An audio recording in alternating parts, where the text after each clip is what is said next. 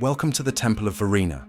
My name is Brother Clavius, librarian, keeper of knowledge, and humble servant of truth. It is my great pleasure to welcome you to this perilous and wondrous adventure. In this series, I shall recount the dramatic deeds of 5 individuals in the world of Warhammer. Everything you hear is drawn from real role-playing sessions, playing the excellent Warhammer Fantasy Roleplay, with real players making real choices and rolling real dice. Are you ready? Great. Let us then meet our bold adventurers. Dwinbar Bronzebeard, of the proud Bronzebeard clan. A young dwarf and apprentice runesmith, raised among the stone halls of Carrack Norn, deep within the Grey Mountains. In his veins runs the blood of the ancient Stonebeard dynasty, which once ruled over the now fallen stronghold of Carrack Varn. Dwinbar walks far from home, driven by the hope of finding his long-lost uncle, a runesmith who left the mountains during Dwinbar's early childhood to seek his fortune among the humans of the Empire. The young dwarf's search has brought him to the Middenland town of Delbers. That's where our story begins. Gerhardt Schiller, scoundrel, street rat, and silver-tongued rogue. Born and raised in Middenheim, where fate led him down a dangerous and shadowy path from an early age. He's been part of the city's underworld since boyhood, and he's learned a simple rule. What you lack in brawn, you'd best make up for in brains. Recently, Gerhardt was forced to leave Middenheim in a hurry, following certain financial disagreements with a capo serving one of the city's crime lords.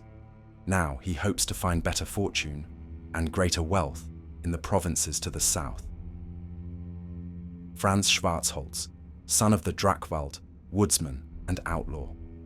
Like Gerhardt, Franz has long lived on the wrong side of the law, not out of malice, but out of necessity. He is no ordinary brigand. Franz was driven to this path when tragedy struck. His father and brother passed away, and his closest friend Sigrid vanished from the village without a word. Since then, he has wandered the forest trails with a bow in hand and a cause in his heart. Franz possesses a steadfast moral compass.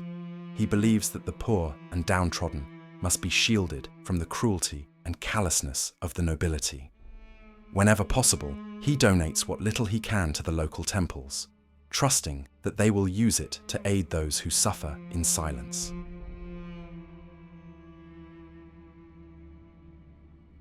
Cleo Asheros, a boy of no more than 16 winters, raised in a tiny, isolated village nestled deep within the Drakvald forest. A village whose grim and harrowing fate Cleo now strives to forget. He is a quiet, timid soul, bearing scars that lie deeper than the eye can see, wounds he seldom reveals. Yet he is in harmony with the wild. Cleo knows the forest's herbs and healing roots, and he is a devoted follower of Raya, the Earth Mother. In recent months, he has travelled in the company of Franz, who has come to fill the role of an older brother for the young wanderer. Their journey has now led them both to Delbers.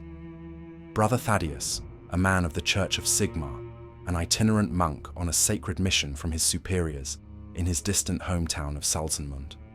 Thaddius is a sober, principled man, striving to serve Sigmar and the Empire to the best of his ability in all things. He lives by the word of Sigmar and has little patience for those who mock or blaspheme the Empire's divine protector. Yet beneath the layers of conviction lies a quiet, meticulous doubt, a lingering question as to whether the Empire's grand institutions truly serve the people, or if they might in truth be the enemy within. Thank you so much for listening to this introduction. The Temple of Verena will soon return with the next episode of this reimagining of the epic campaign, The Enemy Within. If you enjoyed what you heard, please do like and subscribe, as it really helps our work here. I have been your host, Brother Clavius of the Temple of Verena.